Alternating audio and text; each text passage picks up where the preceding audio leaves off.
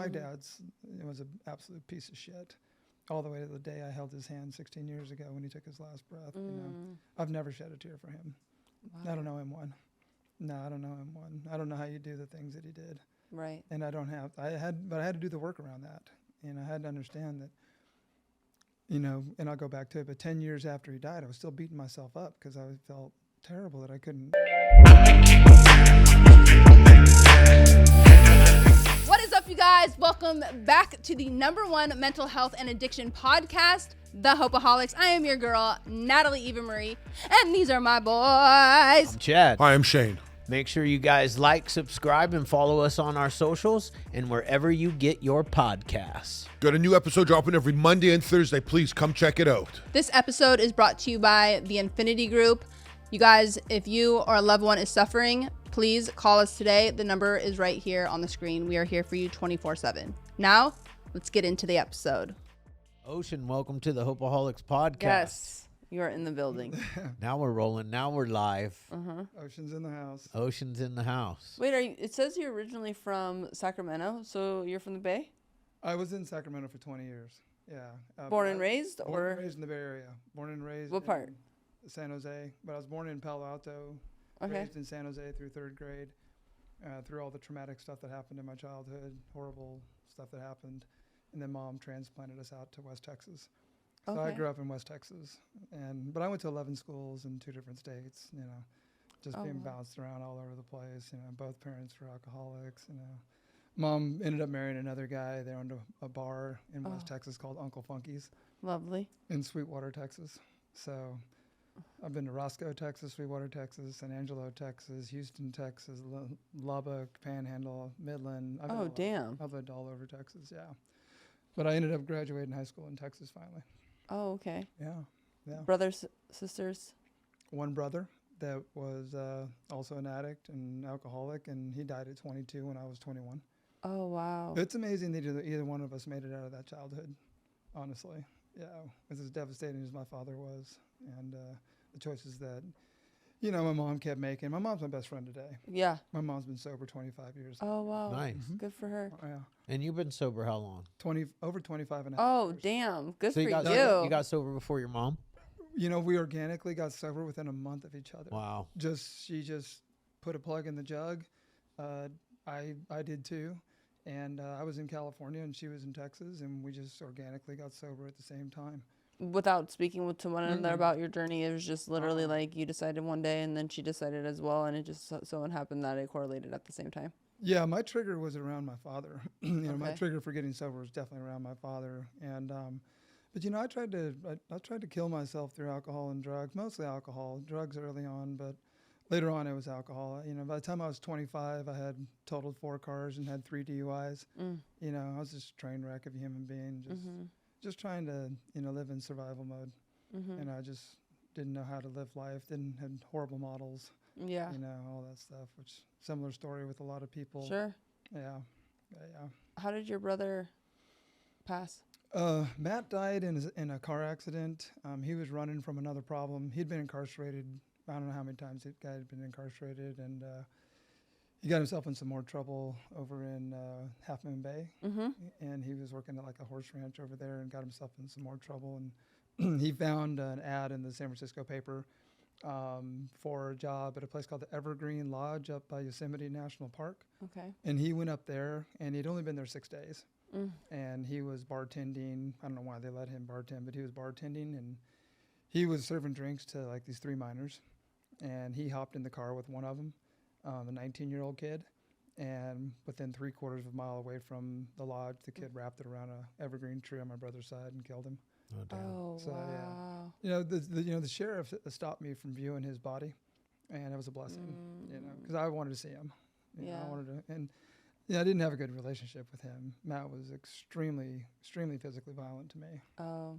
Yeah, very violent kid, yeah, and to cousins and everything. But he's in a better place. You know? Sure. Yeah, he's in a much better place where he is. What was the I guess, because you had mentioned that both of your guys' childhood was obviously not ideal. Yeah. But you got sober at 25? I got sober at 30. Okay. I'm 56 now. Nice. Oh, damn, you look You look good, great. dog. Thanks, Yeah. Looking appreciate it. good. Thanks. Sobriety looks good on you. Yeah, well, I don't put any poisons in my body. There I you have go. a really clean diet. Yeah.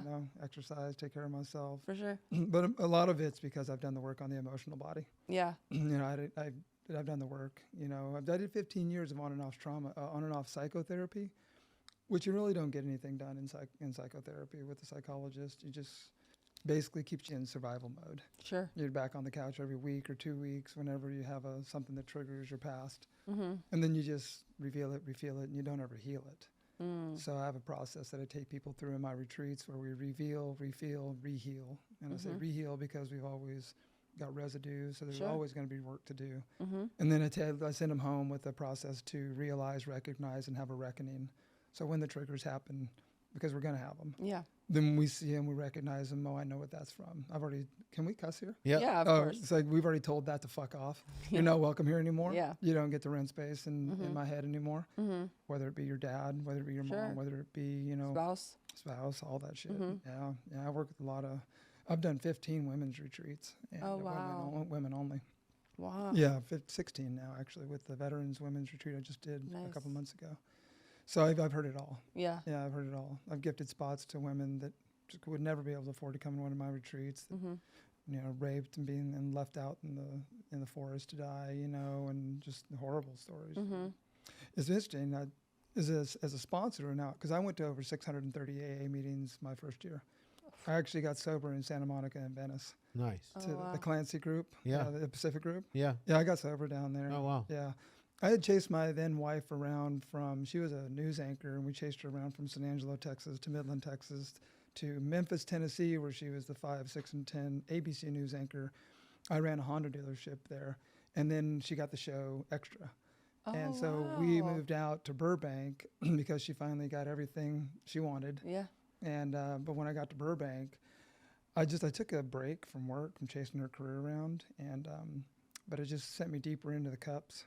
I just got drunk and played golf and, lived off her little $250,000 contract. And I deserved it, right? I didn't take a break. But what happened for me that was the moment where I'd gone up to Northern California my dad was having quadruple buys, and my dad's was an absolute piece of shit. All the way to the day I held his hand 16 years ago when he took his last breath. I've never shed a tear for him. Wow. I don't know him one. No, I don't know him one. I don't know how you do the things that he did.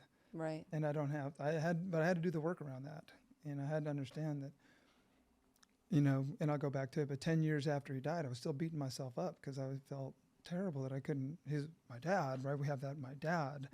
I have to make him happy and I have to forgive him for everything he did. And I don't know, I was working with someone up in Northern California, Nicole, and she got mad at me. She goes, "Why do you think you fucking owe him anything?"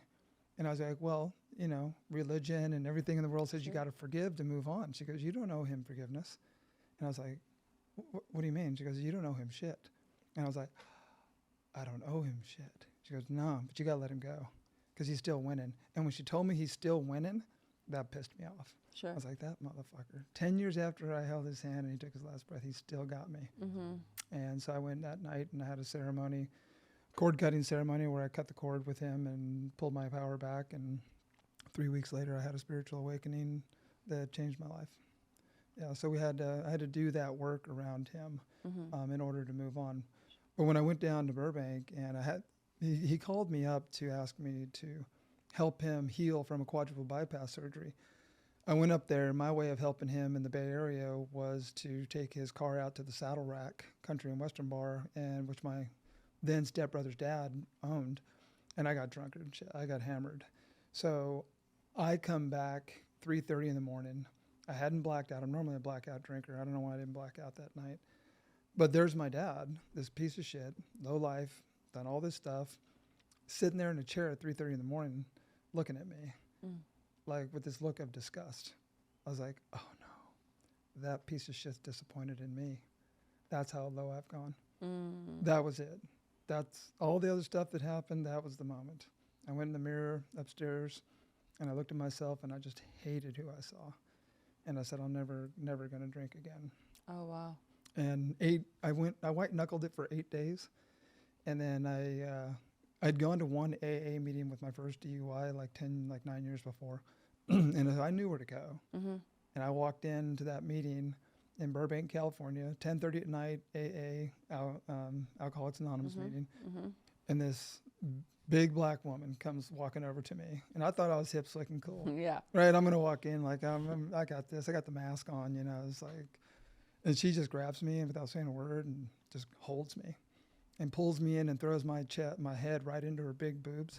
And I was like, I was stiff as a board. And I'm like, what the fuck does this woman want? Yeah, you know? yeah. It's like, and she whispered in my ear and she said, "Baby boy, you never have to feel like this again, one day at a time if you don't want to." And I just felt my whole cellular body just, I don't think I'd ever been held like that before. Yeah. And so I stayed. And then I asked her after the meeting, I said, "What do I do now?" She goes, "Well, tomorrow's Saturday. And at 7 o'clock in the morning, we show up here and we clean this hall as a way to be of service to the group. Why don't you show up and grab a broom?" I said, "I can do that." So 6:30 in the morning, my then wife was in, "Where are you going?" "I'm going to go help clean this hall." She's like, "Why?" I said, "Because I want to be sober more than I want food and water." Mm-hmm. And that started my journey in Alcoholics Anonymous. So. And you were 30? That's pretty dope, though. I really like hearing that. I like hearing what the lady said to too. you because, like, you don't have to ever feel that way again. No, it's a Like, we don't- 24-hour program. Mm-hmm. Yeah, we don't ever have to feel that way again. We don't. Yeah, Just Yeah. for today. just for today. I could feel that way tomorrow if I want. If I want to go ahead and Yeah, start that cycle back up. But Yeah. and I've done that before. yeah. I didn't told you that I've been I've had this treatment center for 23 years. I don't have 23 years sober. How many years you got sober? I've got 8. You got 8? I've got 8. Congratulations. Yeah. Yeah, How many did you have before that? 9. So you got 17. Yeah, So and then Yeah. in between you didn't lose those. And then in between that, Yeah. I fucking Yeah, I got my misery refunded in full. I'm sure. Yeah. And it was like, then I was trapped, Mm. hopeless, helpless. Pitiful, incomprehensible demoralization. Yes. It's all in the book. It's all in the book. Wow. Poor me. Totally. Pour me Victim another mentality, drink, Like, right? Yeah. One of my books, I've written, I've been published 7 times. One of the books is The Gifts of Desperation, Yeah. A Journey Back to Me. And the Gifts of Desperation is from Alcoholics, from the Yeah, book, for from sure. the big book. I called Central Office before I titled it to see if I was copywriting it. Oh. But they said, "No, you can use it." So. Yeah. Yeah. Nice. How I mean, long- they Oh, go sorry. ahead. Yeah. Sorry. How long were you married before this epiphany came for you to make the change and to walk into a meeting? The first marriage, Yeah. I was with Dana 4 years. Okay. Yeah, I was with And Dana she was 4 the years. Oh, wait, she was so- the she was the News anchor? yes. She eventually, she got the show as the backup anchor, and then eventually for 10 years had it. Okay. Dana Devon. Yeah. Okay. She had it for like 10 Extra. years. That one That was her. That's awesome. before I love Mario X, Lopez. X. Was that Before Mario? Mario. Yeah, before Mario. She was there when Mark McGrath came on, and she tagged yeah. teamed with Mark McGrath for a while. But she's God bless you, Dana. She's a mess, though. I mean, she ended up marrying a Bel Air plastic surgeon. Oh. And she's got, you can't, I cried actually a year ago, and I pulled her up and looked at her face. I was like, oh my God. She had so much stuff shot all in her face. She had no facial expressions when she was smiling or anything. It was just, you couldn't recognize her almost. So God bless her. Yeah. Yeah. And so you guys were married for 4 years, Yep. and you were married to her when you got sober. I was. Yeah. I've been through 3 divorces Oh shit. in sobriety. Wow. I've been sober 25 and a half years. I've been sober 25 and a half years, and I've been through 3 divorces sober. All of them sober. What? All of them without an attorney. I called in some really good lessons. I needed to learn the lessons. I still had all my trauma body. Because we can get sober, and there's nothing worse than a dry drunk. Oh, for sure. Yeah. I 100% agree. There's with nothing worse than a dry drunk. That. Yeah. I'd It's the rather worst misery. than misery. So You were the problem. I've always been the problem. I'm the common denominator in everything that Good for you. I'm the common Good for you. denominator. Yeah, man. 'Cause I would probably be singing a different tune if I heard you say something different. Especially coming off of 3 divorces, because No. It's like I don't. It was have- all her fault. Yeah. It was her fault, Yeah, and then it was it's her fault, and it was her fault. Yeah. No, I don't allow victims to work with me, and I'm not a victim. Yeah. I called them in. I can go back because when people come to me and are having relationship problems, I'm like, let's go back to when it started. Sure. I don't want to hear Sure. about what's going on now. Yeah. Well, who were you when Yeah. you picked this piece of shit? Yeah. Yeah. You know, because that's yours. Sure. You know, so, well, I was coming out of a narcissistic relationship, so I picked Mr. Safe. I was like, you picked Mr. Safe, and what'd you see in him? Well, I knew he had trauma, and I knew he had this stuff, and he had a mother wound. But let me guess, you thought your love could fix him? She goes, well, yeah. So let me take a wild guess. For 12 years, you nagged him about what you thought was wrong with him, and would you go work on this? Would you go fix this about yourself? So all he heard for 12 years was, I'm not enough. I'm not good enough. And he wouldn't go do his work because you kept pushing, and he won't do it because people won't do their work until they get enough of their own pain. Yeah. And some people's pain threshold It's fuck. That is are fuck deep. deep. I got a story. Some people's pain threshold is fucking death. Yeah. It is. I was a speaker at sorry, I got the candy in my mouth. No. I was a speaker at a meeting in Elk Grove, and I remember I was done speaking, and this guy comes walking up to me, just looked like road rash, just hammered shit, and he's walking up and he's a little shaky, and he just, hey, I wanted to thank you for your share. It was really good, and I'm like, yeah, what's going on with you, man? He goes, well, I just picked up my second DUI. I'm like, in 2 weeks. I'm like, oh shit, that's not good. Yeah, I said, well, what else has been happening? He goes, well, I got out of prison last year. I did 7 years in prison. 7 years in prison. What did you do? Well, when I was 17, I got drunk and I rolled my car and I killed my best friend. I said, so let me get this straight. You killed your best friend in a rollover car accident because you were drunk. You went to prison for 7 years. You've been out less than a year, and you just picked up 2 more DUIs. And this is the money question, right? I was like, let me ask you a question. I said, are you done yet? And his response was like, I think I'm almost there. He's getting ready to go back to the pen, right? And he's going back, and he's like, I think I'm almost there. So everybody's pain threshold is different. So when I had that epiphany, when I had that moment, that aha moment around my father, I had this huge rush of gratitude come over me, because gratitude changes our attitude. Sure. We can't be hateful when we're grateful. So that rushed over me. But I knew at that moment I'd walk through everything in my life to have that moment again. I'd walk through everything to have that moment where I got struck sober. Yeah. And later on, when I had my spiritual awakening, like 20 years later, I knew that it's not my job to go stop people suffering. Right. It's my job to stop my suffering. Yeah. And if I have a Superman cape on and I'm flying in and trying to fix and save people that don't want the help, then that's on me. Because chapter 5 in the big book clearly states working with others. I think it's 4 or 5. I think it's 5. If we don't go working with people that aren't ready to do the work, we don't waste our time. My old sponsor, Jack, was a hard ass on me. Oh, I'm like that, like a motherfucker. Like, don't waste my time. If you want what I got, let's do these suggestions. If not, go do some more work. My sponsor didn't even call them suggestions. Go do some more research. Yeah. Yeah, he didn't call them suggestions. Yeah. He walked up to me, saw me coming around the meetings in Santa Monica, and he goes, this little sawed-off little, you know, redheaded, bad toupee, gruff old 68-year-old bastard. He was retired. All he did was sponsor guys. Yeah.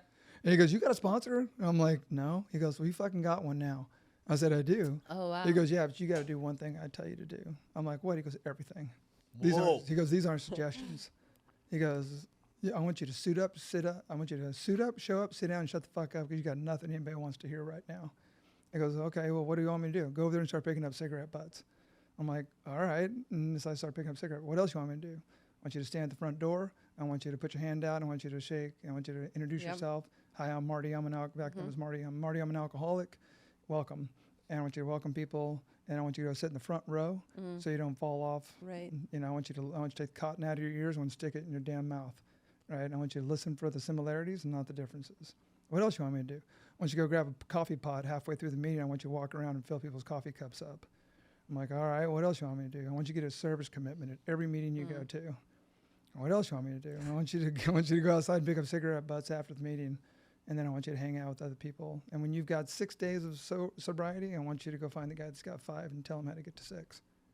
And that was it. And he I love that. I love that Alcoholics Anonymous. I love that Alcoholics Anonymous. I went to that. I went because I've been in other places. Yeah. I went to Narcotics Anonymous, and when I got to Narcotics Anonymous, thank God it was just like that. Yeah. They literally told you to sit down, shut up, take the cotton out of your ears, and put it in your mouth. Nobody. You have nothing to offer anybody in this group right now. Except your false ego. Right. Yeah. Yeah. Yeah. Here's what And here's what I want you to see. Yeah, If I take exactly. this down, you Yeah. get to see who I really am. You'll Yep. fucking hate me. Yep. Yeah. Yeah. Yeah. 'Cause And we're which only, is we're only fun- as which thick as our is- secrets. What's funny is that we all love who you really are. You know, we Yeah. all Oh, love. yeah, yeah, you yeah. take that mask down and you show us the pain Yeah. and the hurt Mhm. and the realness, Yeah. Mhm. Yeah. and we all. That's when we all are able to connect. Mhm. Then you're relatable. Oh, for sure. That's why it's our experience, our strength, and our hope. You know? I thought I was such a fucking gangster Dude, when I walked in the rooms, bro. Like, when I did my 4-step with Jack, I thought I just wrote the most amazing fucking 4-step in the world. It's like, I'm going to blow his socks off with all my drunkalogs Yeah. and all this bullshit that I wrote down. He fell asleep 3 times in 4.5 hours. And then he came out of it and he's like, are you done? I was like, yeah. I was like, my feelings are hurt. Right. Yeah, I'm finished. He goes, can I tell you something? I'm like, yeah, what? He goes, you're the most selfish, egotistical son of a bitch I've ever met in my fucking life. I'm like, really? He goes, yeah, you're a dick. No one likes you. I'm like, really? He goes, yeah, but we're going to fix that. Yeah. nice. So we're going to take that list you just wrote and we're going to take your shortcomings and your character Totally. defects out of it and we're going to dump the rest. And then we're going to go fix that shit.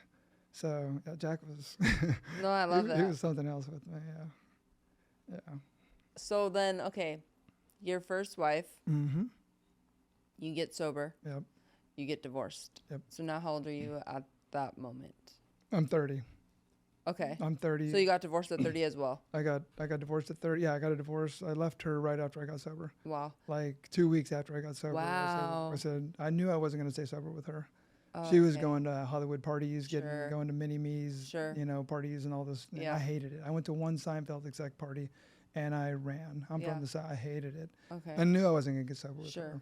So we divvied things up real quick and no attorneys. We just moved on. And she got everything she wanted. She had her show and she knew Sure. she was taking off. So I went through the divorce. I went through the divorce my first year. Of Oh, my good for you. sobriety. So basically, she had the show, and you're like, keep it with Oh, all yeah. that, and I'm gonna go. My Yeah, I didn't way. want anything. Yeah, I got a studio in Venice with a mattress on the floor nice. and a nightstand and a television. That's all I had. I didn't take anything, and that's been. So she got the show when you guys were married, yeah? Yeah. Yeah. That's how Crazy. that's how you're That's how it supposed to should be. roll. That's how you're supposed to roll. Like, I mean, that's just I how mean- I see it. But Me too. Yeah. But- I own a scooter right now. That's it. I have my clothes and my scooter in Tulum, Mexico. I rent my condo. It's all. I've had everything. Right. I've had it all. I've owned over 340 residential and commercial houses. I was a top rehabber flipper in Sacramento for 18 and a half years. Oh, I had wow. had a real estate brokerage. I had a mortgage company. I've Oh, done cool. all of that stuff. I've coached 15 seasons of youth sports. I've been a Boy Scout master. I've done all that stuff, raising my kids. Oh wait. oh, we yeah, haven't hold got on, there. yeah, Shit, What? man. Yeah. Dude, don't. So- Wait, this ain't on our Yeah. list. My son. Emily. Well, no, it's right. It It is? is. It's Oh, the very okay. one All right. because we're gonna get there. We're gonna get there. Sorry, Emily. Wait. So okay, your second wife. How sober or how many years of sobriety before you met your second wife? I was 15 months sober when I met her, Okay. and I met a complete victim. I met somebody who was going through her own divorce. This has been an MO of mine. So met somebody going through a divorce, super toxic, very toxic divorce, horrible. Oh. She had a 4-year-old and a 6-year-old, and Oh. I had no idea, but I've got a Superman cape. So you're like, this seems good. Dun I'm dun gonna- dun! Here I come. I'm gonna save this. The damsel in went distress. on. Put your dun-ta-duns on. You got your fucking. I'm coming in. You got your Dun-ta-da. cape. You stood up.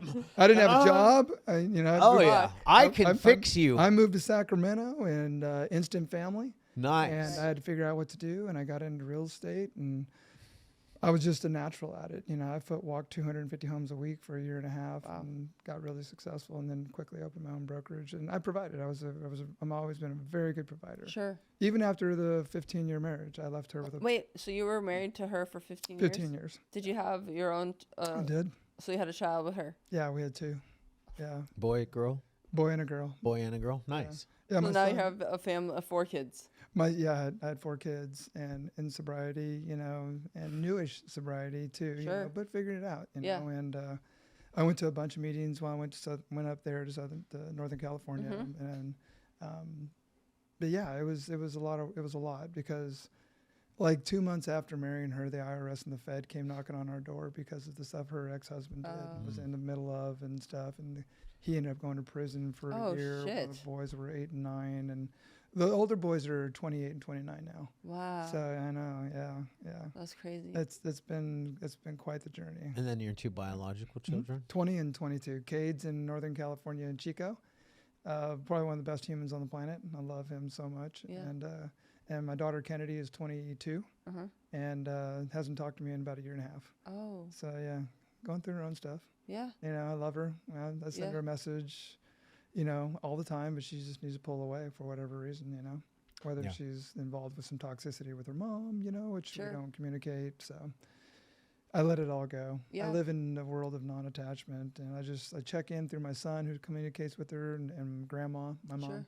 Is she okay? Is she safe? Like, yeah, she's safe. I'm like, that's... Okay, so your mom has a relationship with them? Yeah, I love my mom. I love my mom. Oh, I used to fly my mom out from Texas to Yeah. California when the kids were young, like 4 times a year. Yeah. Now they love Grandma Kathy. Oh, that's nice. She's a really good grandma. So.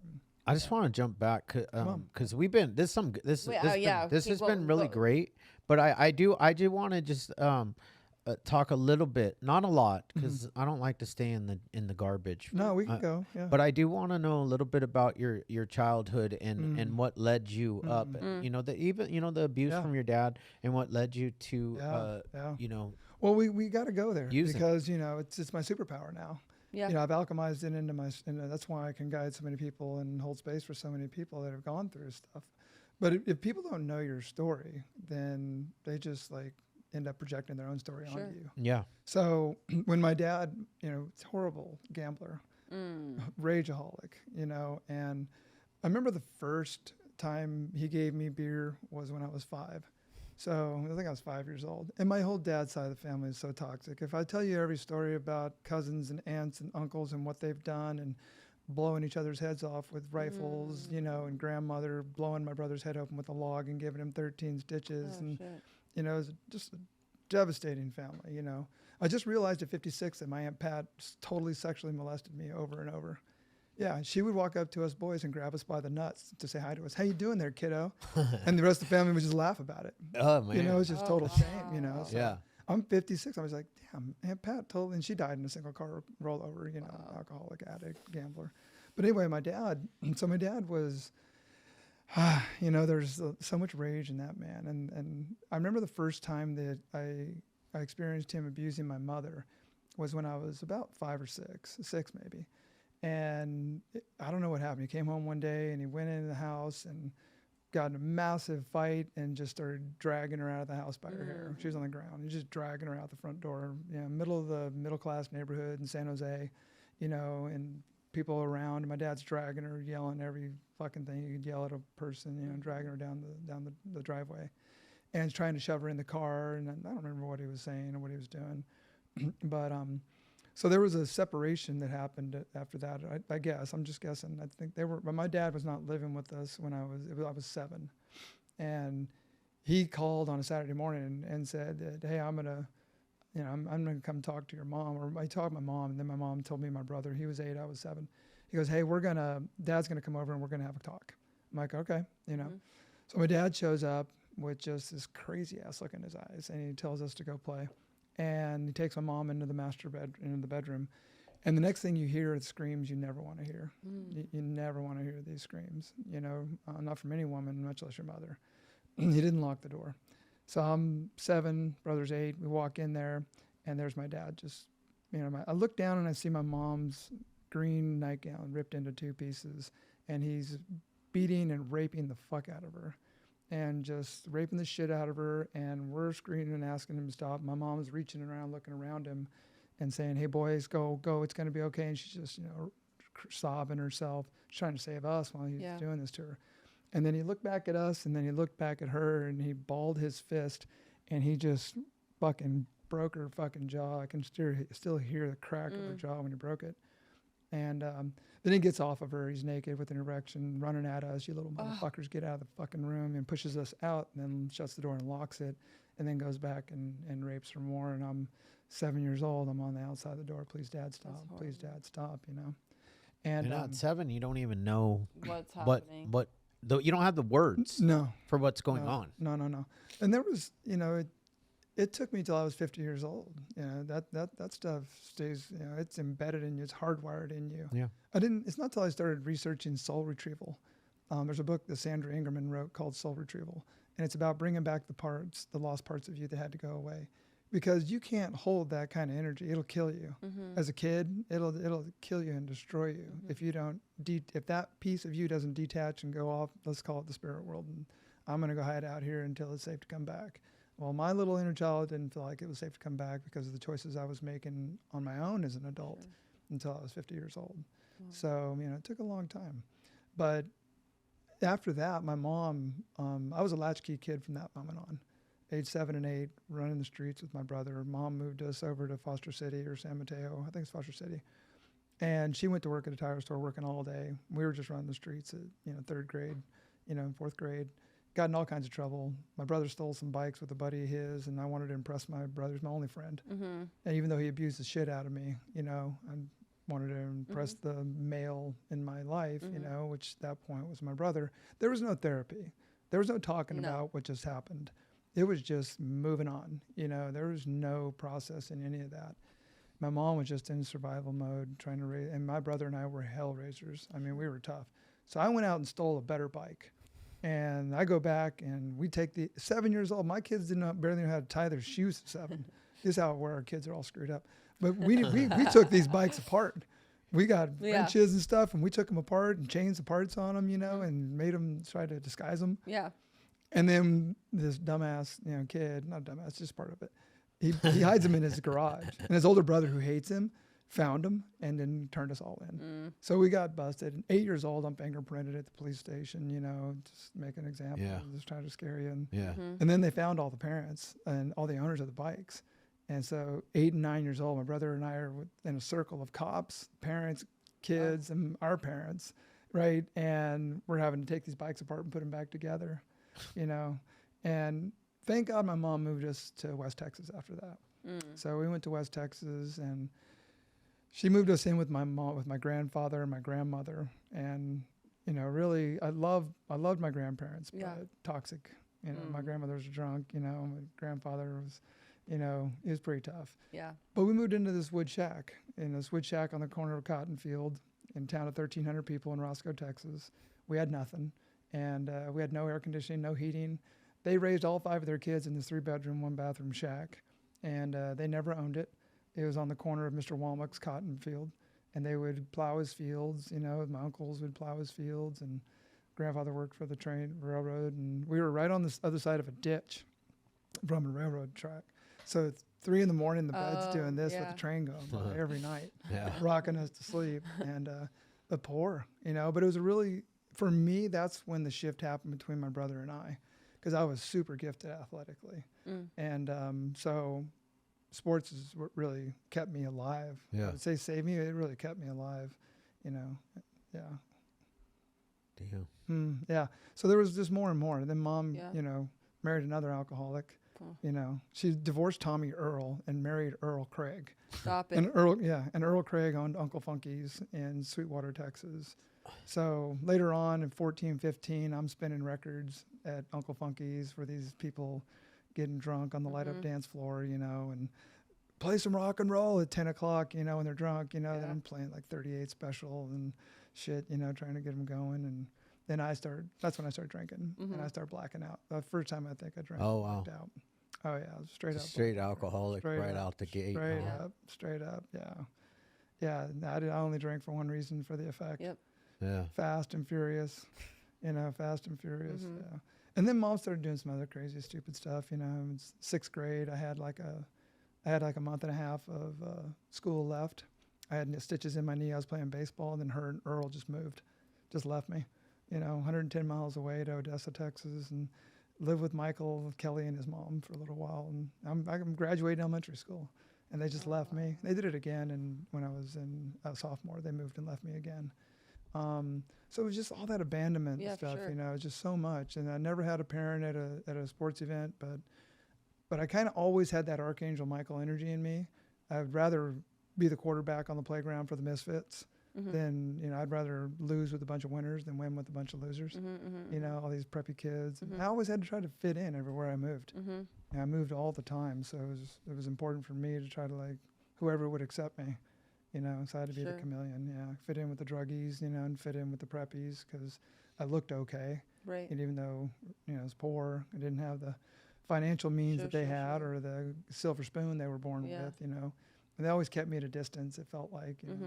And then I would get attacked by the old other people in the football teams. I mean, I'm in West Texas. Yeah. I'm in Permian, Odessa Permian, where Friday Night Lights was. San Angelo, Texas was in that. They were in our conference. Yeah. I mean, I played against them. Yeah. And then I was quarterback. And then I actually lived in Odessa for first half of 7th grade. But eventually, you know, there's so many politics involved in football. Of course, just like anything. And the quarterback coach, you know, at San Angelo, it's like, you should be our quarterback, but it's not going to happen because the quarterback's father was the #1 booster. Yeah. You know, so I stuck with baseball, and I ended up going to school on a baseball scholarship. Oh, nice. Yeah. Nice. Yeah.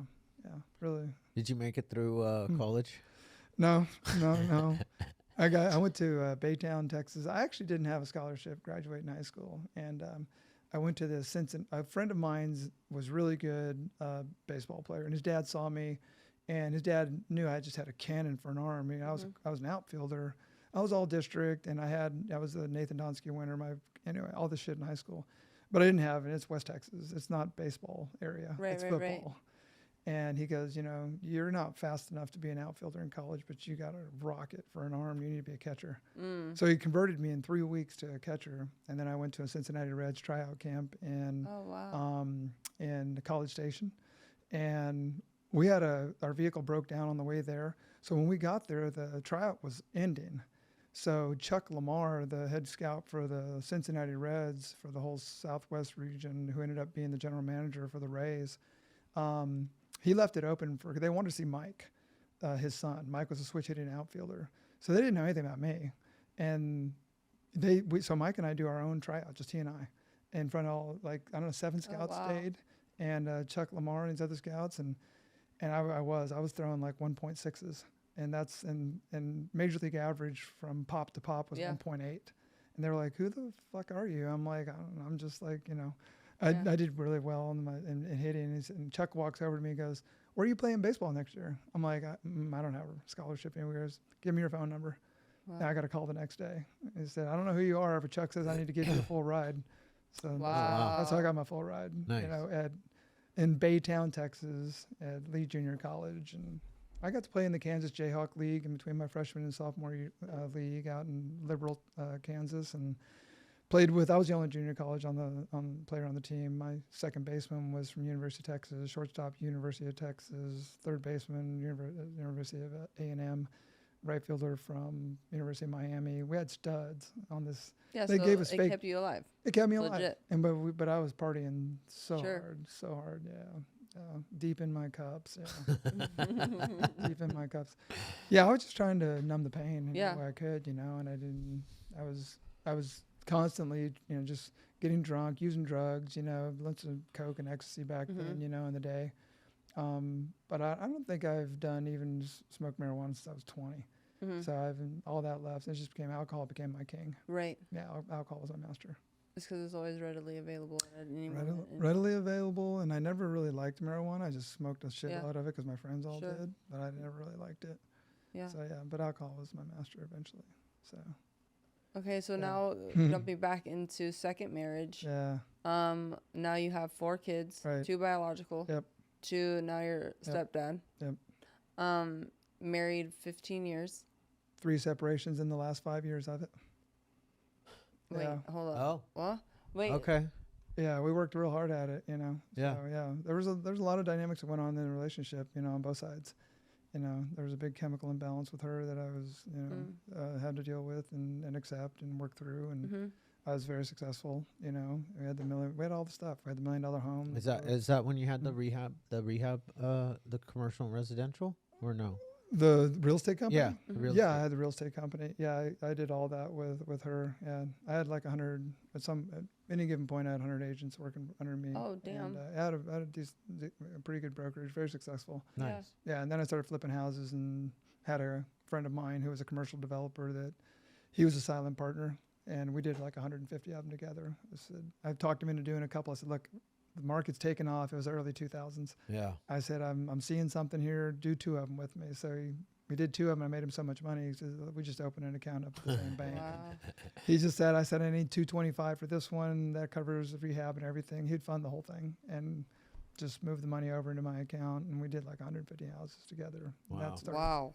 Yeah, I had 3 general contractors going and coaching sports. You know, I joined the Mormon church. What? Yeah, my ex was Mormon. Oh, okay. I was gonna say, whoa, that's really wild. She was, but Mormon. that makes sense. Yeah, 8 or 9 years. I was. So we looked it up the other day, and the Mormon Church is the richest church in the world. They just found out they had $150 billion in liquid assets. Yeah. The Mormons. I mean, I'm not. Oh, it's a cult.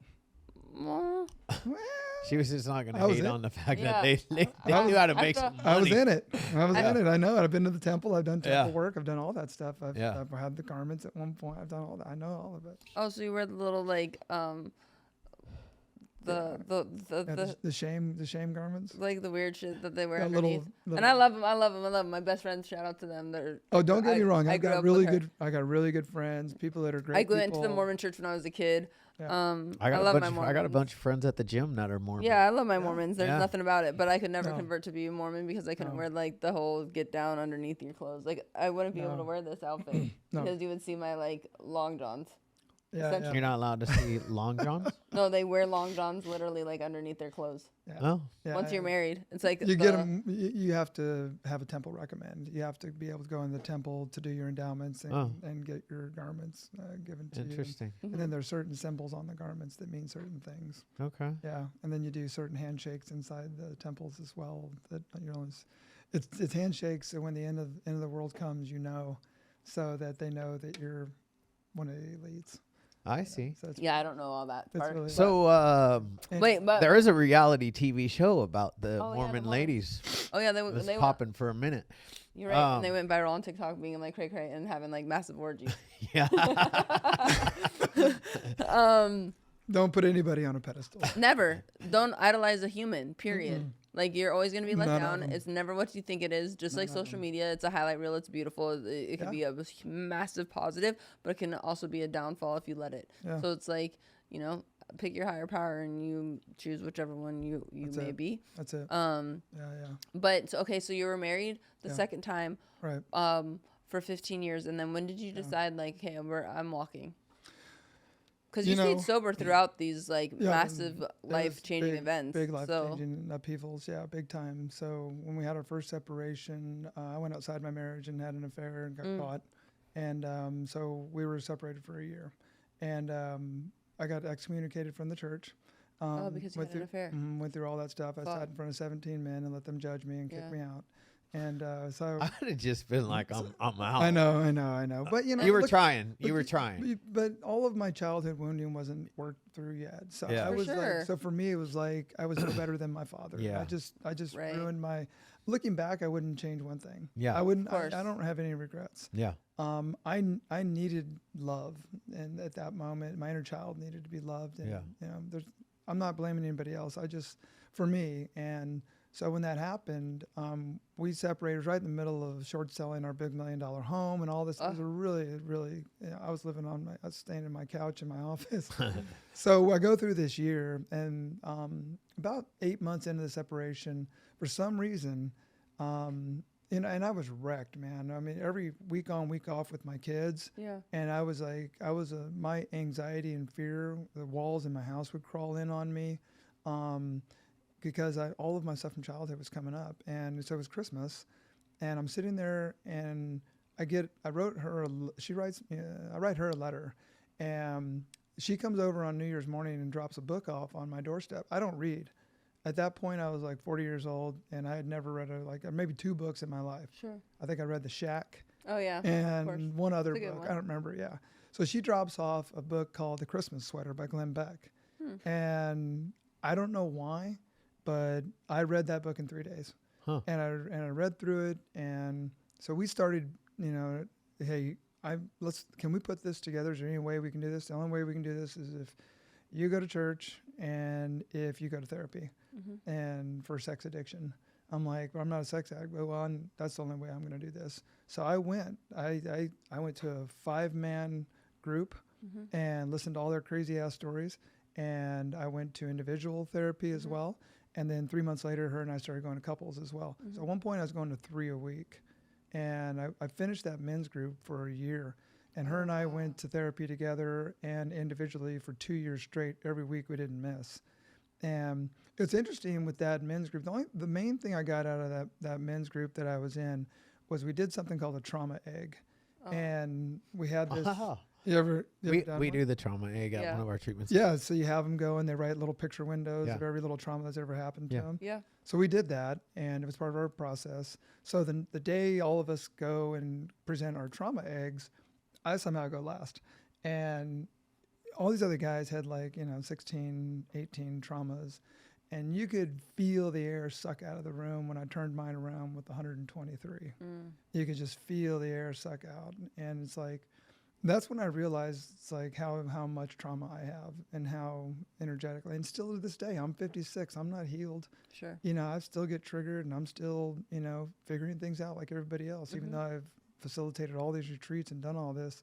Don't put me on a pedestal. Right. I've been single 2.5 years. I date, and it's like it doesn't all go well. Right. It's just part of life. It's but like that to me is somebody that I would actually listen to because there's anybody that's trying to say that they heal or they got it all. It's like, nah, bruh. This is a constant work. No matter who you are. There's no finish line. No. There's no graduation. There's no diploma. Sure. I'm not a master of anything. I'm in the school of self-mastery, and it's always in session. Yeah. I really like that. I really think that's very, very important, and it's very honest because I think that nobody has it figured out. We have better days than other days, and that's true. Yeah. Or sometimes we feel really good, ooh, yes. Oh, yeah. You're feeling you feel the vibe, or you feel the Holy Spirit's within you or something, whatever. But that's for today. That's for today. And you write it, and you enjoy it, and you feel awesome, you keep staying the course. And then there's going to be days where you're like, where's my vibe? Where's my frequency? Where's the Holy Spirit? Hello. Why am I not feeling happy right now? Yeah. What's missing? Sure. It's like, why is my little inner child feeling lonely right now? And I'm fine. Everything's okay. Yeah, we're good. Everything's just okay. Everything's okay. Yeah. And sometimes that's my inner child my inner child is lonely. Oh yeah. It's just who he was. He was born lonely, feeling lonely. Not that I didn't have. I was loved, but I always felt lonely. And it's funny that you brought the inner child up because. Well, that's the work I do with people. I want to get you back to your inner child. Yeah. So you can play. Yeah. We need to play. I think that's where a lot of things kind of stem from, whether they're valid or not, because sometimes I grew up in the same household as all my other siblings, but you have different perceptions of what really took place. Yeah. Good, bad, or indifferent doesn't have to always be bad. It's just certain things. It's the way that all of our brains are wired is very differently, and how you perceive certain situations is going to be different than the other person. Yeah. Because we're looking through it from our own scope as opposed to the guy that's right next to you. So how you navigate that is always going to be a little bit differently. The hard part sometimes is when you start doing your own healing work and your light starts coming on and you realize this bright, beautiful light and you really just sort of living and loving from your heart. That's not a pretty mirror for people sometimes. Oh no. That's a really hard mirror for people to look at. It's I don't have that. What do I need to do to get that? And then they want to steal it from you. Of course. They want to bypass all the work and they want to go take some ayahuasca and some San Pedro and they want to do psilocybin. I had a friend of mine who's got 1 year less sober than me. He's actually one of my breathwork facilitators. And he calls me up and says, hey, listen, I'm thinking about doing ayahuasca. I'm like, he goes, what do you think about that? I'm like, what do I think about it? I'll tell you what my sponsor would have thought about it. My sponsor would make me change my sobriety date. Right. Because you're taking a mind-altering substance. Sure. And he was so grateful that I gave him that because he didn't do it. So, I'll tell you a story. So after that happened when I was 7, I didn't hear from my dad for 3 or 4 years. And Mom moved us away to Texas. And then my mom got this crazy idea to, you need to go spend some time with your father. So puts me, I think I'm 11, 10, 11 maybe, puts me on an airplane from Texas without supervision and flies. The person on the other end of that flight is the man that did what he did to my mother, and that was the last time I'd heard or seen him. So I don't remember going to the airport. I don't remember being on the flight. I don't remember him picking me up on the other end. Wow. I don't remember any of that. I just remember that my brother and I, he was living in a 2-bedroom apartment with some other machinists, and he was a machinist. And he had nothing but a mattress in his room and a nightstand, and they had a couch, and that was it. And he didn't take time off work, so he just locked us in the apartment while he went and worked every day. And then he was coming home at night, and he was taking us in his orange van, driving us over to the card room in San Jose, and locking us in the van all night, saying, "You motherfuckers, get out of this van, and I'm going to beat your ass." And he'd come out at 4, 5, 6 in the morning, drunk, lost all of his money, angry, take it out on us, you know. Yeah. So, you know, just. How long were you there? Just a couple weeks at a time. But every time, it was just, there was a lot of stuff that went on later on. Sure. More. You could imagine if you could do that kind of stuff, there was just, there was more, you know. And my mom couldn't handle us. My mom at one point shipped my brother to him, you know, because I think we were like 6th and 7th grade. And I got in a fight with this guy, and then my brother was getting in a fight with him, and I was getting in a fight with the guy. And my brother's idea of trying to protect me was to go down to our house and pull out the .22 rifle and aim it at the kid, right? So he pulls out a .22, aims it at the kid, and then goes back and puts it up. And then I start fighting the kid, and I'm doing okay. But Matt thinks I'm not, I guess, and comes over and starts, you know, getting in the middle of it. And then the guy chases Matt, and Matt picked up a log and cracked him over the head and blew his head open. So next day, Matt's picked up by the police in 7th grade, junior high. I'm picked up by my mom, and we have to go, you know, take care of this situation. And my mom had enough at that point and sent my brother off to go live with your dad, and and that was devastating for my brother. Oh, so for sure. All of it was, but but Matt was on Ritalin when he was a kid. You know, he'd pull yeah. out chunks of cousin's hair. You know, just devastating. Yeah. So we can circle back to the divorce thing. So yeah. So but did you think that with your group therapy with the other men, it was for sex addiction? Is that what it was specifically for? That's what it was. That's what it was for, actually. And but I only did it because she labeled me that way, because I went outside my marriage and I must be a sex addict. And I said, well, and I'm not. You know. Right. And so anyway, so that's what it was for. And yeah. But I finished it because I wanted I moved back in. I moved back home. Okay, so then all the we went to couples therapy. We did a full disclosure in front of her therapist and my therapist. I went back to the church. Did it. Yeah. Went back to the church. She sat next to me in front of 17 men that judged me worthy to be baptized back into the church again. I got baptized into that church twice.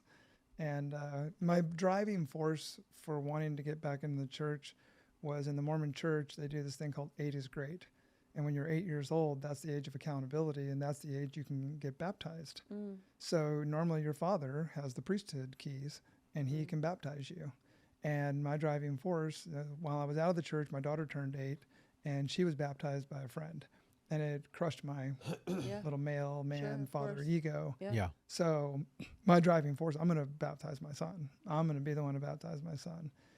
And it was coming close to, because I had to do a year probation even after I was baptized. I had to not take the sacrament, and I'd sit there and be shamed, you know. And then I had to fill out the paperwork. My bishop had to fill out the paperwork. My stake president filled out the paperwork and send it all to Salt Lake, to waiting on my approval to get my priesthood keys. That's how deep the process is. So while we're waiting to get my priesthood keys, I realized that I can't be a part of this church. I had gone back to AA, and I had a sponsor, and I remember sitting with him, and we had a one-on-one meeting. He looked at me, and I told him, he said, you know, you got to get eye to eye with God. You got to get eye to eye with your Creator, and you got to be honest, and you got to own what you feel and who you are. So I went home and told her that I can't be a part of the church, and she said, pack your shit and get out. And so we separated again for another 6 months. Wow. And then she caved and said, oh, we need to be together, you know. Of course. So we got back together again, you know. She goes, you don't have to go to church. It's okay, you know, just come home. And so we just constant, and we were back together we were together 2 years, and then separated for 6 months, then back together for 15 months. Okay. And then it was over. And then it was finally done. And she set me up. She had me come in, supposedly doing a couples thing with her therapist, and it was actually a setup to tell me she wanted a divorce. You know? Wow. So, but it's okay. It's all part of the process. No, but I mean, if anything, I think it's beautiful that you tried. We tried. You both really tried on both parts, and it obviously didn't work because not knowing anything about you guys' like relationship, but it seems like, you know, her church and being in that in the Mormon like religion is incredibly important, and so obviously you not anymore, but it was. Oh, well, you know, we all change.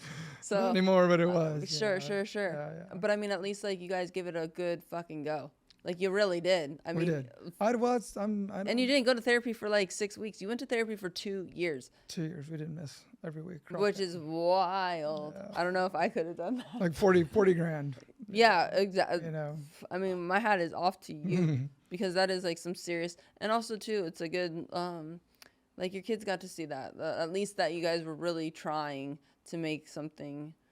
Well, you know, effort. When we're loving from an empty cup, when we're loving from our wounds, you know, we do stuff. And I overdid for my kids all the time because I never had a parent at any. My dad's first time he saw me play baseball was the summer in between my freshman and sophomore year in college. Oh.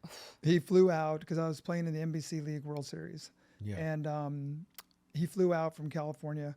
And I remember that feeling. I was like, he'd never seen me throw a baseball. And I'm there and with these studs, and we're in Liberal, Kansas, and we're starting the NBC League World Series. And it's going to go on into Liberal, Kansas. into Wichita, Kansas.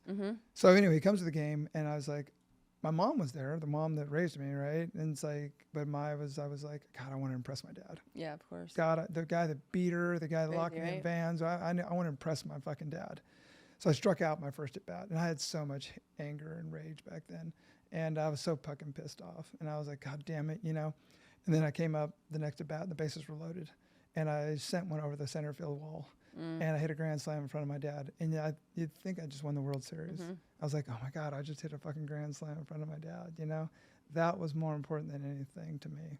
Wow. And so that father wound is so deep. Right? And it takes a long time to exercise the father wound, the family of origin, the mother wound, you know, all that stuff that happens, because I'm not responsible for what happened when I was a kid. Right. But growing as an adult, I'm responsible for the energy that I choose to assign to it. So at some point we got to choose whether we're going to cut the cord with that story and take our power back, or we're going to stay in it and tell our little sad story. Because I used to tell my story to get people to love me. Yeah, of course. And feel sorry for you. Feel sorry for me. And feel bad for you. And be like, oh, poor baby. Oh, poor guy. Let me take care of you. Your bad behavior is totally justified. Yeah, yeah. No, I get it. I mean, it is wild. Okay, so now, and then we're going to get to the good stuff, because I really want to get into the breath work and like where you are today and like even how your name changed. So you go into now divorced. Now Miss Third. What happened? How'd you find her? 3 years later, Miss Third. I met her at the gym. She's a doctor, hospitalist, pediatrician. Not bad. Head of her residency at Stanford. Super smart. Brilliant. Not bad at all. Yeah, brilliant one. Well done. So I'm wait till you hear the rest, though. So I'm 17 and a half years sober, and I'd met her a year before in the gym. Okay. And I walked up to her, and how far in are you? I was a couple of years. Oh, okay. I was a couple of years divorced, and so I walk up to her, and during this time, I'm starting to do my work with Nicole Johnson and Kadia Matara. Okay. I started a couple of girlfriends I had briefly, brought this life coach and this other healer into my life. Sure. And I was working with, they were tag teaming me every week for a while. You know, I was going to Nicole, and Nicole taught me about writing dead letters. She taught me about, you know, soul retrieval and shamanism and all this spiritual side of things. And I was starting to learn all this stuff. And then I marry my wife, and very fast relationship. Because, when I asked her, you know, I looked at her at the gym and I said hi to her. I wanted to know, what's your name, Julia? And I said, are you in a relationship? And she looked at me and she goes, yeah, you know, like that. So we don't talk to each other for over a year. We see each other in the gym, just a nice little smile and stuff, you know. We don't. So then I'm sitting at a weight machine, and she walks over to me and just leans in. She goes, I think you need to ask me for a drink. I was like, I do. She's like, yeah. I said, well, I don't drink. She goes, but I said, but I drink coffee. You want to go meet for coffee?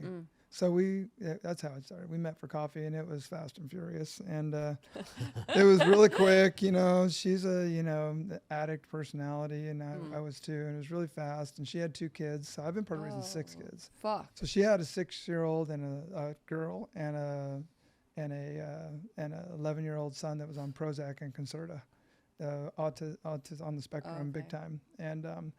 But I'm a hero again, right? Total narcissist ex, never did anything with the daughter. So, but I knew she drank, and my ex never drank. She was Mormon. We never had alcohol in our house for 15 years. Right.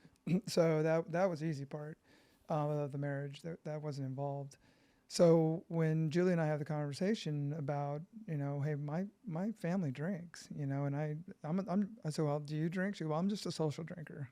I'm like, I think we can maybe sure. Probably navigate this if you're just a social drinker and you have an occasional social drink, well, that was a lie. So, drink every time she socialized. 3.5 months later, we get a big house in Lake Tahoe, and we have like 22 people there for our wedding, and we get married, and instantly move into a house together. And but she got absolutely shit-faced on our wedding night, and we had sloppy drunk sex, and it was not good. And I was like, oh no. So maybe it's just one incident.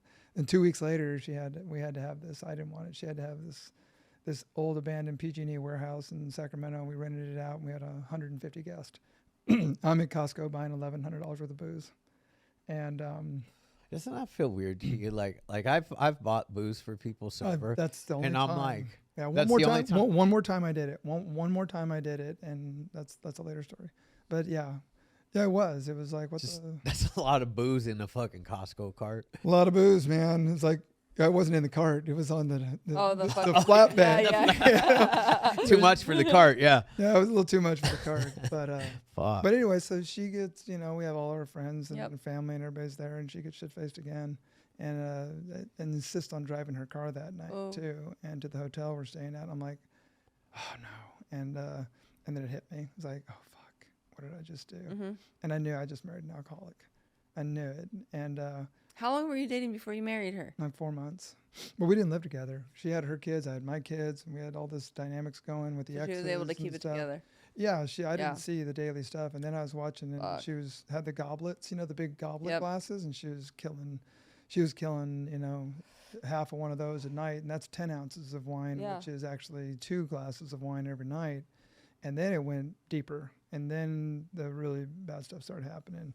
We went to 2 months later, we went to a 40-year-old birthday party of her friends, and over in the Bay Area. So we had a 2-hour drive, and her younger daughter was with us. And we drive over there, and it's a free-for-all. And she's just getting shit-faced. She can't even hardly talk. She's trying to have sex with me in the bathroom. And I'm like, go, get away from me. Yeah. And then she's finishing drinks on the way out. Oh, yeah, that's the worst. So we're in the truck, my 4-door truck on the way back on 580. And she's dead weight on me in the front seat. She's just dead weight. And she comes to and just like oh my God, no. Purple Mexican food goes fucking everywhere, in the pocket of the door, in the dash, everywhere. She is projectile vomiting. And so I pull over and I get her cleaned up, back on the road. I mean, we're not half mile down the road, and she's like, and it just comes spewing out the side of her hand everywhere. And it stinks. That shit's and it's bad. And horrible. So then I'm on 580 and I'm pulling her off again and getting her cleaned up, and I have to take her. I didn't take her clothes off at that moment. So I'm get back on the freeway. Woo, woo, woo, woo, woo. Get lit up, and the cops pull us over. So at 18, almost right at 18 years of sobriety, the cop looked. They're flashing their flashlights, and they saw me pulling off and doing shit. And I was like, guys, I've been sober for almost 18 years. I'm trying to get her cleaned up. And they say, well, come out. And so I field sobriety tested at 18 years, and it was like not cool. And I had to pull off. He said, well, get off this road and clean her up, because you can't stay on the 580 or get hit. So I had to take all her clothes off, and get it all. It was just a disaster.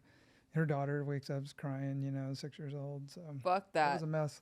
So that went on, and It was just a year and 8 months of negotiations and catching her in lies, on messages where she's going and who she's with. And then I put my foot down about drinking and driving. She's a doctor. I'm looking up what happens to a doctor when they get a DUI. Lose your license. Yeah. So I'm like, we bought $1 million home. We had all the shit, beautiful home and all this stuff. And then she goes, okay, we'll take care of the drinking and driving thing. I'll buy a breathalyzer and I'll put it in my purse. And if I blow more than 0.05, I won't drive. Fucking true blue alcohol. I won't blow more. Well, no normal person is buying a breathalyzer, dude. Oh, she went one farther. We had a Christmas. We'll hook it up to the car. We had a Christmas party, so she thought it was cool to buy everybody at the Christmas party a breathalyzer for a Christmas gag gift. And I'm sitting there sober, in the middle of all this, watching them all breathe into this thing and make all fucked up and make jokes of like being intoxicated. And I couldn't. I just wanted to run away. It was bad. I was catching her with wine glasses in her purse after going to school events. And then I come home at 1 p.m, and she's drinking champagne in the backyard, going to work at 5 p.m. for an overnight at the hospital, on call in the ER. Wow. So it was like real deal. So anyway, when I had my awakening through a breathwork journey, I had my awakening on Saturday, spirit name given me on Sunday, went home on Monday and asked for a divorce. Oh, shit. Tell me about this. Started changing everything. What happened? How'd you do it? Where'd you go? Just to ask for a divorce? No. Oh. We'll get there from the awakening moment. Because, that's a huge shift. All of a sudden, you go to this. Well, I had been diving into the spiritual side of things. Nicole finally tells me she's a shaman. And I asked her to take me on one of these soul retrieval journeys. And she didn't really feel like she was the right one to do it. And I was like, well, I really want to go through one of these drumming and rattling and take me on this thing where I can meet my spirit guides and all this shit. I've been reading this book. Yep. I don't think I'm the right one to do it for you. And I'm like, okay, well, it kept going on. And then I had this moment around my dad, and I let him go and do all that work. And then I looked up shamans online, and there was the gathering of the shamans in Sedona, Arizona. That was being put on by Don Miguel Ruiz, who wrote the 4 Agreements and the 5th Agreement, 5 Levels of Attachment. Yep. So they were there chanting, "Welcome, Ocean Eagle, welcome, Ocean Eagle, welcome, Ocean Eagle," when I got my spirit name given to me. Yeah. So I go to this thing as a volunteer because it was sold out. Oh, okay. So I actually end up getting to work with all these guys. And I spend all Friday working with Don Miguel and Don Jr. and Jose in their spiritual medicine bag workshop. And I'm like, I'll just trying to open my veins up. And the Thursday night when I get there, there's this woman named Linda Starwolf, who's the mother of shamanic breathwork. And she walks up to me. I didn't know who she was. Never heard of it. I'd never heard of breathwork. And she comes up in this little Kentucky accent, "How you doing, darling?" And walks up and gives me this hug. And there was just this whoosh of energy that moved between us. And I had never felt anything like that before. I said, what the? I'm walking around at dinner that night. "Did you hug her? What the fuck? Yeah. Did you feel something?" And it was something between her and I. And so on Saturday, I'm assigned to work her shamanic breathwork journey, setting up mats and rolling out floors, make sure the microphones are working. And 85 of the 200 people at that event come to hers. They can go to 6 different workshops, and then almost half of the whole thing came to hers. So I got 85 people in a room getting ready to do breath work, and I'd never heard of it. I didn't know. I was going to sit and kind of watch the pop. Sure. I was going to grab some popcorn and just watch the show. And they said, "Oh, we have a spot for you on the front wall." I was like, "Fuck." Fine, I'll go do this breathwork thing. And that's when I go lay down on the front wall, and there's 85 people out here, and Starwolf's got the microphone, and she turns to me like this and just staring at me, just locks eyes with me as she's giving instructions to everybody else. And you knew something weird was going on. I was like, this is fucking weird. And I didn't know there was a deep connection that had to happen at that moment. So when I started doing the breathwork journey, I'm an athlete. I'm going to do it. I'm killing it, and then all of a sudden I feel these hands on my lower abdomen, and I knew it was Starwolf. She starts moving energy on my sacral area, and I take off. I'm fucking out of body, and I'm flying around the cosmos. It's black, stars, planets. What? Oh yeah, I'm like, it's real, and I'm out of body. I'm gone. And I felt this presence next to me, and there's these 2 luminous beings next to me. And I look down, and both of them look at me, and they point to Orion. And they said, "You're from there." I said, "You're from there. You're an ancient wisdom master, and you're here to help this planet evolve during this time of great transformation and great transmutation. We gave you a gift before you were born, and we're going to activate that now." I'm like, "What?" And like, yeah, your job is to balance the masculine and feminine energy on the planet now. I'm like, shut the fuck, me? I was like married, I had the house, big house. I was with, my alcoholic wife. And, and I'm like, me? And like, yeah. So then she moves her hands up on my solar plexus, and I look down and the blue ball that was Earth just goes, whoom. And I just like, oh my God, I'm an eagle. And she didn't know that. I arched my back and I turned into an eagle and I flew all over humanity. And that moment of oneness, you hear about a moment of oneness, I had it in an instant. It's like on the plants, on the birds, on the rocks, on the streams. I'm black, white, Asian, Hispanic, Asian. I'm a car, I'm a house, I'm a tree. I'm feminine, masculine, male, female. I'm everything. Everything's me. I got it in an instant. I'm like, oh my God, I'm fucking everything. And I got it. And I got that my body expires. It goes into earth. It feeds the earth. It gets eaten by other things. It comes back as this circle of life shit that's happening, So I got it. And then she puts her hands on my heart and starts moving energy on my heart as I'm still breathing. I'm like, and then I put my hand on hers, and all of a sudden my heart turns into this massive gold heart and just explodes. And gold dust just flies all over humanity. And I knew at that moment I loved everybody. I still don't like 95% of the people on earth, but I love them all. Right. People get. I feel you. I get that. I actually get that. Healthy boundaries is important. My love bubble's real tight. It's like I don't let a lot of people in because I've been attacked a lot on this journey. Sure. People, it's still going on now. I got a little hate group going on right now. You do? Yeah, I do. Nice. You ever had one? It just means you're on the right track. Exactly. That's it. Yeah. We all got haters. Yeah. Doesn't matter. As long as I welcome it to get louder. Yeah. Because that means you're on the right. Yeah. Oh, Emily. Yeah. No, I got this little hate group that's like they're going out and spitting it, but I'm getting ready to have to do something because one of them like mentioned my daughter on a public platform. Yeah, mentioned that's not like, right. oh, his daughter doesn't even talk to him. Now you've crossed the line. That's not. Yeah, that's not anyway, how you play. I'll do what I need to Yeah. do. Yeah, on the backside of that stuff. I'm not a victim. No. It's like I'm not mad. I'm not upset. Sure. It's like it's like I know all of them. I know who they are, and I know what their wounds are, and I know it's not about me. But I mean, not as you know what you're saying it all. You're saying it all. You're a lot of stuff that that I talk about on a regular basis, man. It's like people are hurting. Mm-hmm. Yeah. People don't lash out or act out because everything's going well. Right. Nobody woke up in the morning and say, how am I going to fuck? Well, there are these women. Right? How am I going to fuck up Ocean Eagles Day? Yeah, exactly. It's like there are people. There are people in the world that are like that. Yeah. But even those people. Yeah. It's really not about me. It's No. Yeah. No. Yeah. And when we actually get to know that, that's when we can have real compassion and love. Because I can love somebody. Loving them from afar is still loving them. For sure. It is. Just sending them love, but they don't get to be in my life. No. Yeah. I had to cut my whole dad's side out. I haven't talked to them in 5 years. Nobody. Yeah. There's some good people, but they come with the others, Sure. and they come with all that energy from the stuff that happened, and I just can't be around it. Yeah. So you go to this retreat. It's you have this amazing. It's pretty cool. I want to have it. I want to do it. So I let's go do that Let's shit. do it. So I go to this. I go and I have this amazing thing, and then Starwolf walks up to me afterwards and says, like, Did you cry? Yeah, at the moment. Yeah, later that night, I saw like a baby in the mirror when I looked at myself. So, when she looks at me, she goes, "Hey, I want to tell you a story about my adopted grandmother, Grandma Twyla Nitch of the Seneca Wolf Nation, and she was Native American, and she adopted me, and she had the gift of spirit names that would come to her. I'd never heard of a spirit name, and she'd given thousands of people their spirit names in her lifetime, included the Dalai Lama, his, and when she died, it doesn't happen very often, but that gift came to me. I had a name come for you, and would you like to receive it?" And I'm like, "Yeah, sure." And she looked at me and she goes, "The name that came was Ocean Eagle." I'm like, my whole body lit up.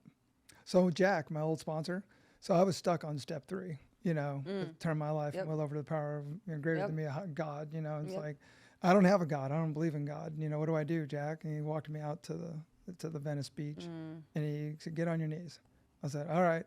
He said, "Move that." I said, "Move what?" He said, "Move the ocean." I said, "I can't fucking move the ocean." Because that's a power greater than you.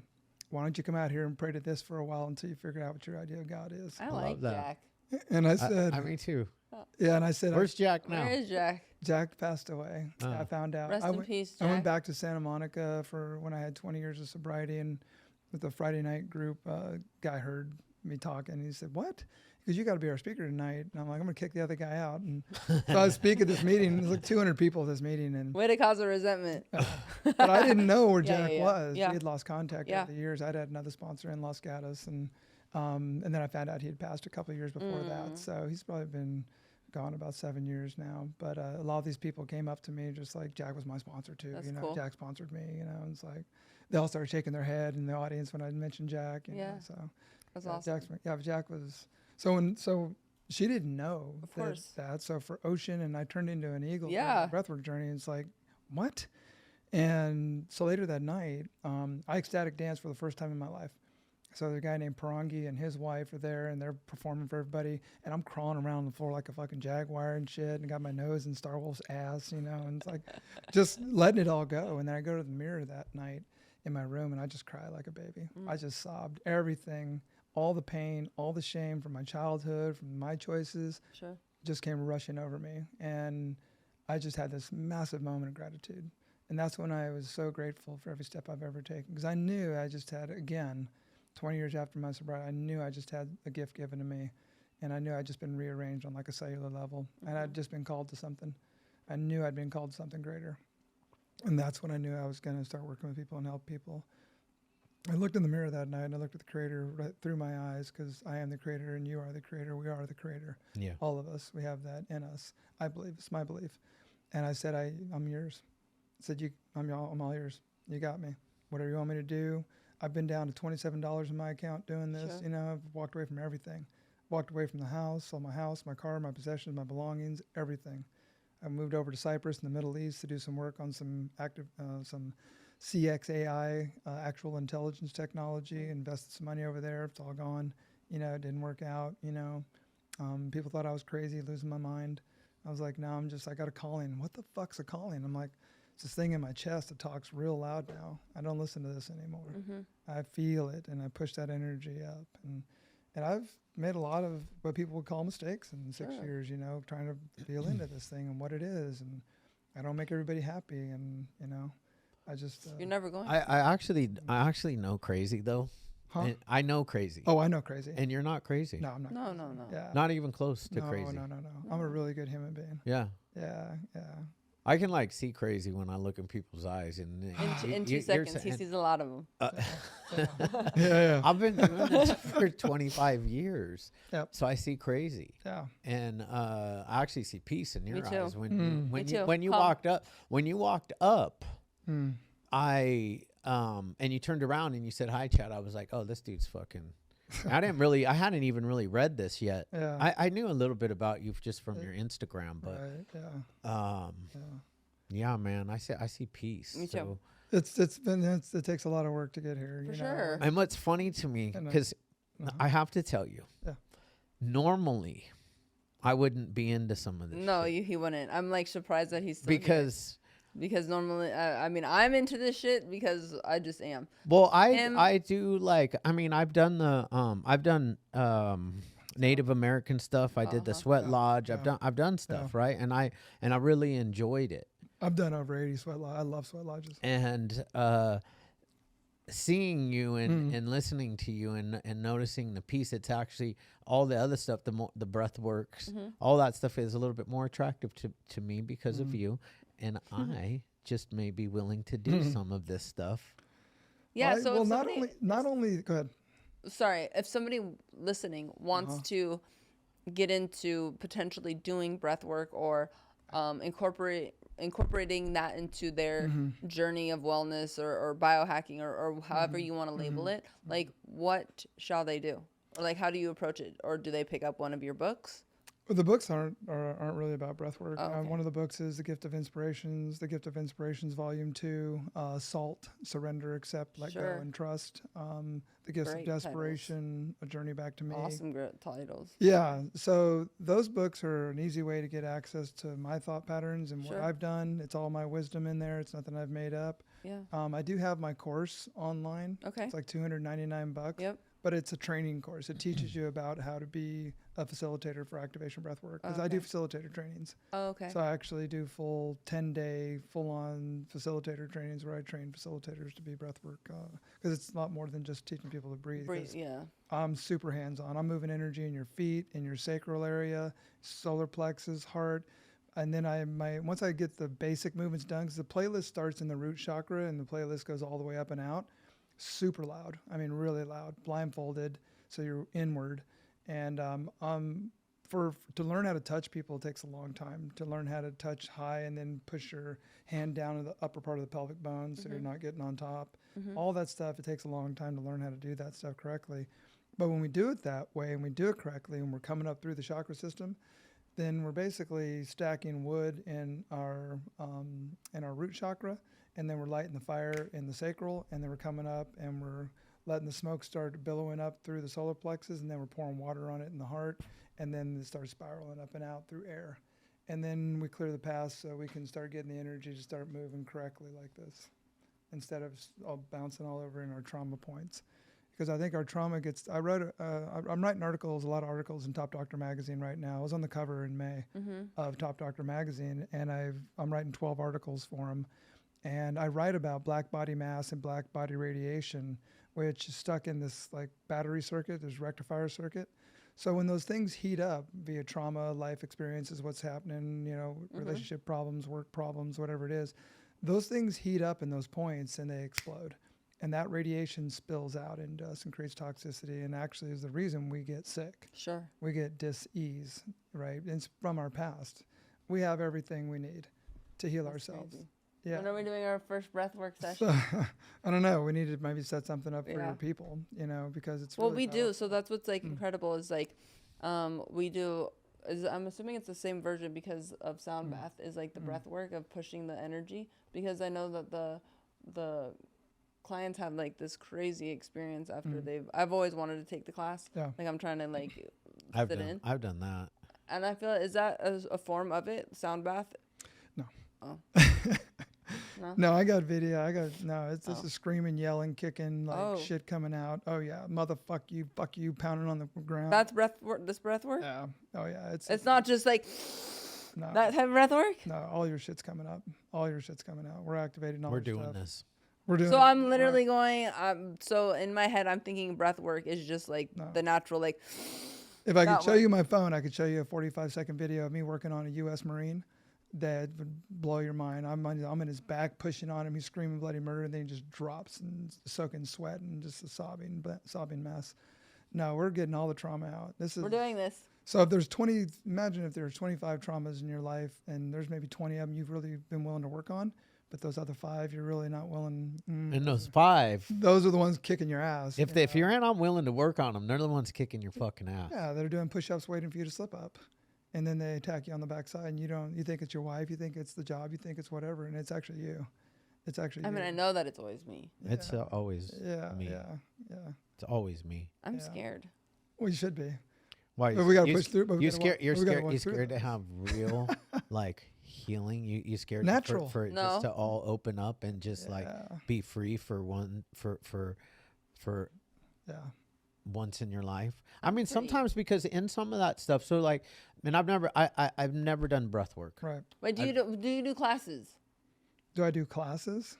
Like if somebody seminars, don't you guys have like? I've done all kinds of things. So when are we doing this? I'm gonna be on. Like I want to go somewhere though and be the fuck away from the real world because I'm in Tulum. He's in Mexico now. But we can go rent a house, and I did 19 retreats at this beautiful home in Sedona, with but it's not just breathwork, guys. Like in Sedona, all my retreats, I did 24 retreats in Sedona. We did the Sedona Wolf Sanctuary. We go out and spend time with the wolves. We do a native sweat lodge. I take you up on the mountain. We hike you up, and I blindfold you on the mountain, and I drum and rattle while you slow breathe, and I rebirth you. I actually put you back in the womb, and I bring you back out. And so it's a whole 7-step. Oh yeah, I believe in that stuff too, because this is like Frank. You got my brother-in-law. Oh, he's into this? Yeah. Oh yeah. Oh, yeah?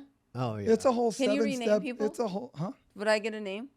If Or is it only when it comes to you? If it comes to me.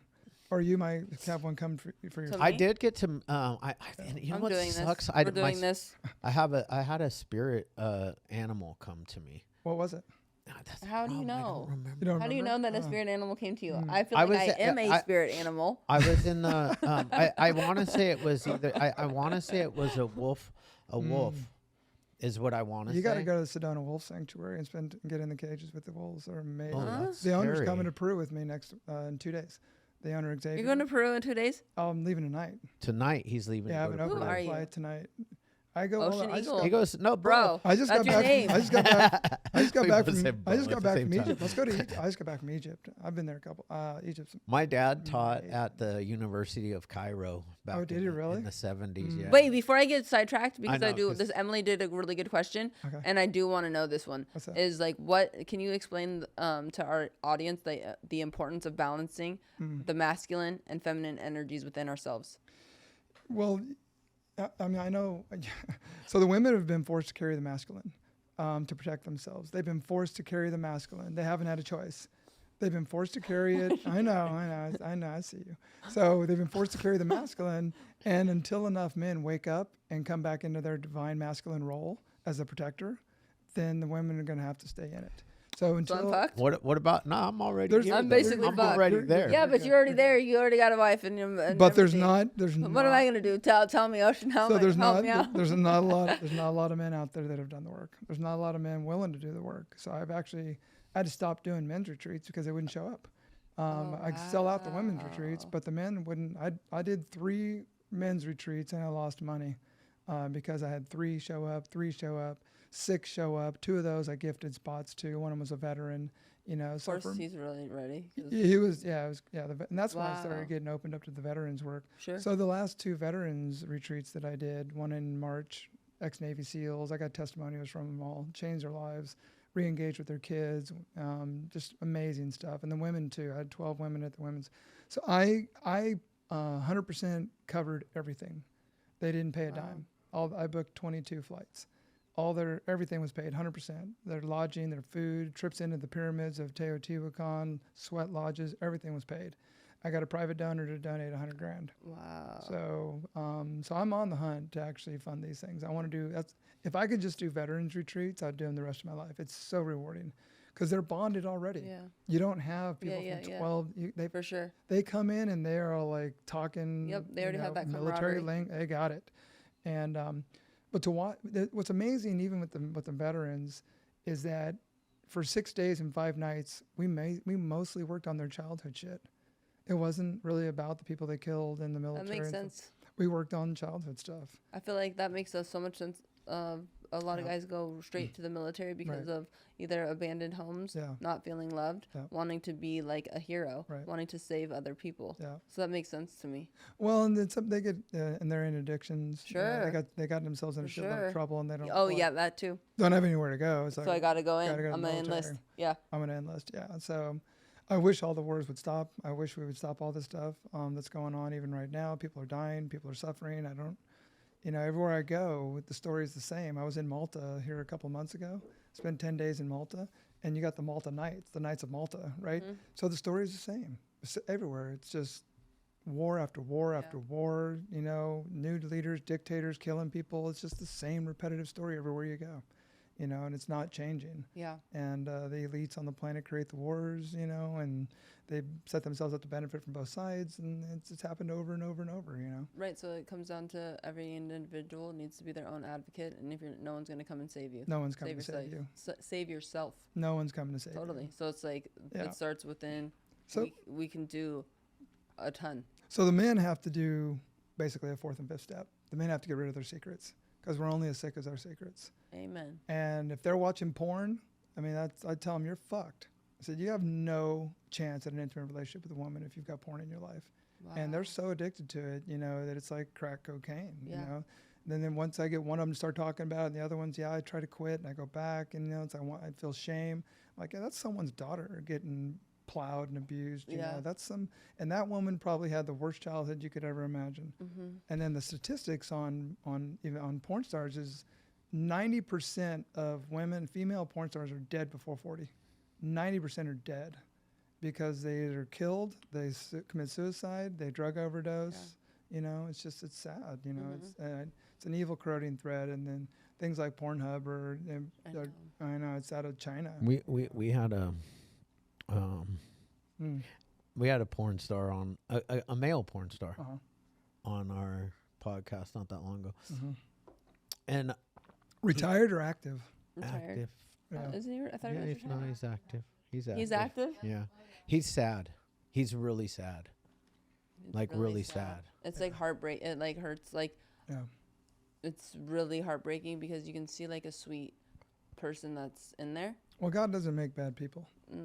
No, he's a great guy. Totally. I mean, you know, like a lot of the porn stars. I mean, I have another friend that was a porn star, and unfortunately, she was molested as a child, and she came to L.A. for that. What is it? That dream, that Hollywood actress dream, right? Yeah. And got caught up in that world. Yeah, of course. Yeah, it's a sad story. And if you go watch the documentaries on some of these people, it's devastating. It's so sad. So it's not what you think it is. And no, it never is, though. Yeah. And Pornhub's owned by China. Yeah. I want to make sure everybody heard that. Wow, I didn't know that, actually. Yeah, well, there's some other players, you know, but I think my research has shown me the deep players are actually comes out of there. So that's not allowed in China. No. Yeah, no kidding. That's not allowed in China. So yeah, we should go look and see what the TikTok. I hate to break it to everybody, but like porn sex is not sex. It's not. It's like not. It's not. Yeah. It's not. I've had all this. Don't say you know because it's like. I don't. I'm not gonna. I don't. Been I'm out not of even. the game for a long time. I'm not even gonna talk about sex because that's. No, but it's not.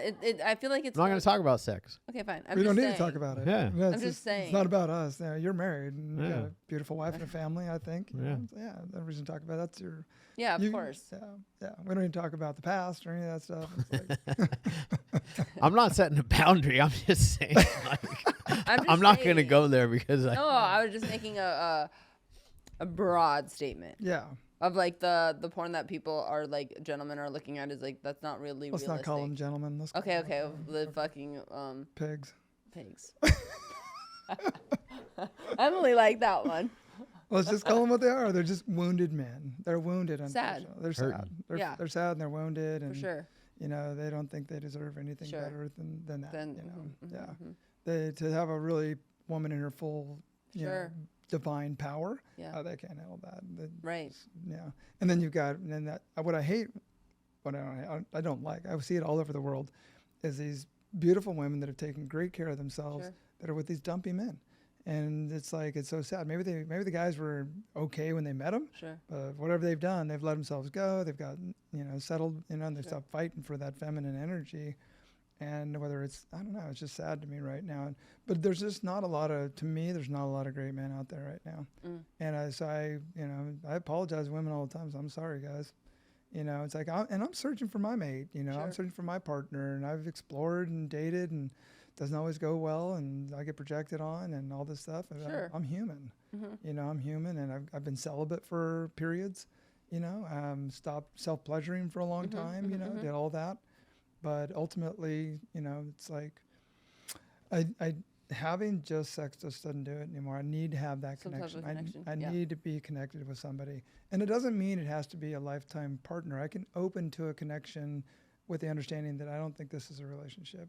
Are you okay with that? And it's like, let's explore it. And a lot of times it goes bad, and that's just part of it. And it's just part of it, for sure. It's like, and then you get judged, and and then somebody's a narcissist and starts stalking you, and crazy stuff. Anyway, but it's that all happens to me all the time. Well, I love what you're doing. I think that you're a breath of fresh air, because a lot of people that come in and try to act as if they have it all figured out. No, I really enjoyed this podcast, to be honest with you. And I really we're doing this. I don't know how it's like, cool. Yeah, but I want to do something. Let's connect. Yeah. I give you my number and we'll actually text. That works. Yeah, we can set up a mini retreat for you guys. For I'm so down. I think it would be really fun. Get a group together. Well, we can do it in Sedona. I can rent a house and we can just do it. Dude, Sedona's bomb. Sedona. I haven't been back to Sedona. I lived there for 3.5 years. Really? Yeah, it's like one of the most so beautiful places. It is. It is. To live there though, and to be involved with the community is different. What is the weather like in Sedona? It's 15 degrees cooler than Phoenix, right? Phoenix and Scottsdale. Yeah, because it's at 4,500. It's at 4,500 feet. Yeah. And plus, you've got the canyon. I can take you on the. I can take you on the most Phoenix. amazing. Oh no, I can't do the valley. Thank God I went to the river and it was only 100. Yeah. Dude, it's usually like 115 when I go. I could totally do that though. Like imagine 100 in the valley and then Sedona's like 80, 85. Oh, that's like perfect. Well, and then you've got the the Oak Creek Canyon that runs down from Flagstaff, and it's just I could take you on some hikes on the West Fork hike. Oh my God, it's so beautiful. When do you come back from Peru? Whenever I want. Oh, when I come back on the 21st. I'll be down there for like 10, 11 days. I'll be down for like 12 days. Maybe we should do something around my 41st birthday. When's that? I know it's in September. September 19th. Yeah. What is it? September 19th. Yeah, I'm available at that time. I'm going to be on. You guys know Sammy Tejada Why do I know that last name? Yeah. Sammy he's got the A Healthy Point of View podcast, and he's the owner and founder of Liquivita IV therapy. Oh yeah, he's amazing. Nice. He's out in Florida, so I'm going to be there at the event they're doing in I think it's September 25th and 26th. Okay. I'll be on stage taking a group through breathwork. Maybe we'll go there. Well, I was on stage at USC. I got invited by Lisa Ling to come over, and I was there with the Dean of Religion and Spirituality, and I got brought up in front of 300 AAPIs, Asian American Pacific Islanders, and I took them through a 10-minute breathwork journey, and just they were. I thought you meant Alcoholics Anonymous private investigators. No, I don't need those. I don't need them. But yeah, we'll link up. Connect for sure. And thank you so much. Yeah, like what you're doing is incredible. Yeah, I loved it. Yeah, me too. Awesome. We haven't gone this long on the podcast in a while because we've been like cutting them at an hour, but I was really into it. Plus, your camera was hiding the clock, and no, I knew. But I was really enjoying it. I really appreciate you guys. And everybody can follow you on Insta and all social platforms. I am Ocean Eagle on Instagram and oceaneagle.org, and my link tree has everything on it. Perfect. So if you go to my link tree on Instagram or Facebook, then you'll find out all the happenings and what I've got going on, all links to the books and all that stuff. Okay, perfect. Yeah, I'll share that with you guys. Yeah. All right. Awesome. Thank you. Yes. Okay. Right back at you. Yeah. Peace.